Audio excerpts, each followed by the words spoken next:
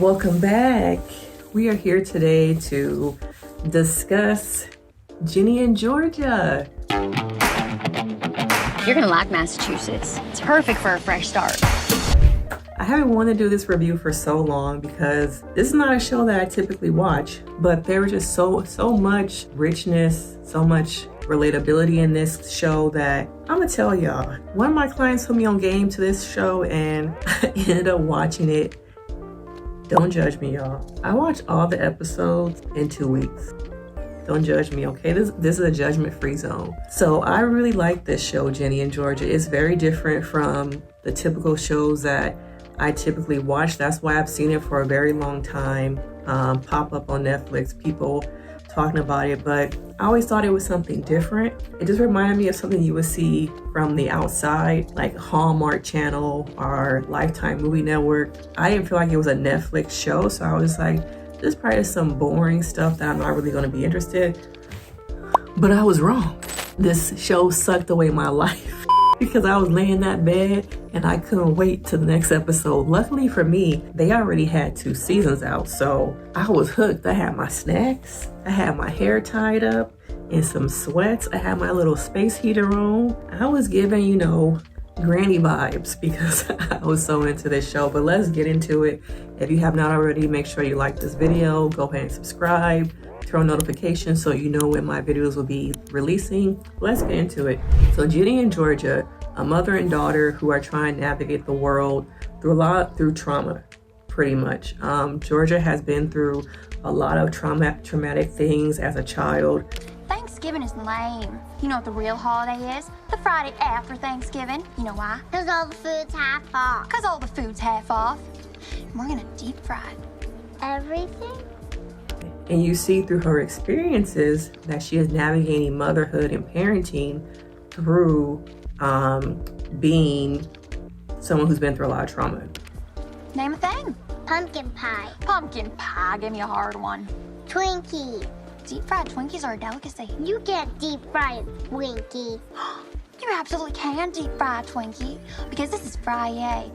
Due to a lot of things that she has been through, you see that come through in her relationship with her daughter. Her relationship with her daughter, to me, is very much best friends. It's not mother-daughter. The lines are very blurred, and I think that is because Georgia herself is a big kid. I think mentally she is still where she had her trauma at. A lot of people, when they go through traumatic things, emotionally they are still there because it's not healed. The trauma stunts your growth. And so emotionally, she is still very there. She doesn't know how to parent. She's been just parenting out of survival. And so you see that through her relationship with her daughter. They're not able to have a mother-daughter relationship, I guess in the typical sense, because she's very much parenting through trauma.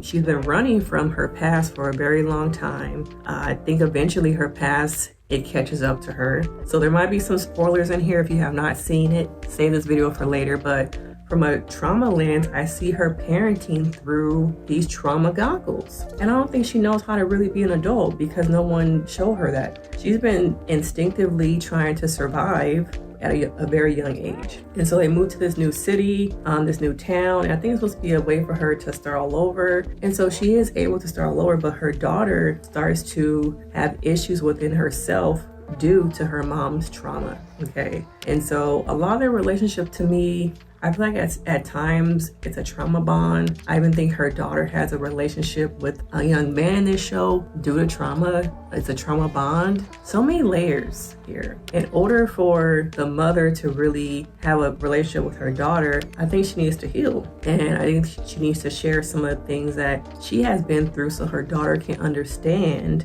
and not be so judgmental, upset, and push away her daughter because she doesn't know all these things that she's been through. She only sees men being attracted to her. She only sees the goofy, fun-loving mom. And so as we progress into the story, we're able to see the mother become more vulnerable with herself, with her daughter. I think honor her past, live in her truth, and you're able to see them bond because she's able to now be honest with herself and be truthful. She's tired of running from her past. She's tired of having her trauma control her. And I thought it was quite interesting that when her daughter started going to therapy, I think she wasn't receptive because it was kind of the stereotypical things about therapy, but also I think there was probably a part of her who was worried about what her daughter would share in the sessions. And so once she kind of became more vulnerable and allowed her daughter to just exist without being in the shadow of her mother, their relationship got better. And so that is how trauma happens. Trauma is passed down from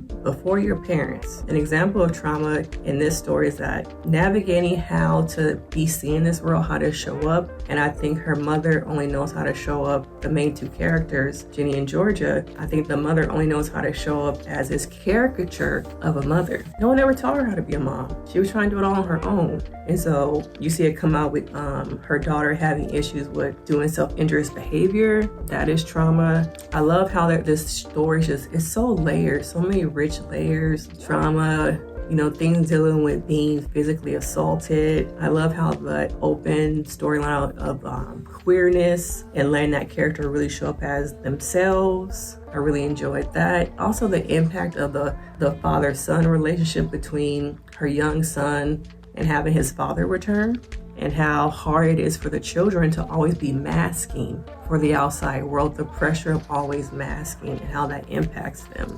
So it's a very great story. I think a lot of people are living this story. Maybe not all of it, but parts. I think people can identify with different layers of their experience. There's probably, some of that story, and I don't want to say all of us, but I want to say all of us can relate to somehow, some way in that story. What do you guys think? Do you want me to do a separate character breakdown of each, of Ginny and Georgia? Dealing with attachment styles, I can do that. But what are your thoughts? Do you guys watch Ginny and Georgia? Are you excited about the next season? What are y'all thoughts? Let me know in the comments. And stay tuned for my next video. And make sure you like, subscribe. It really helps my channel grow and be seen. So let me know. What do y'all think? Let me know in the comments. And I'll see you next time.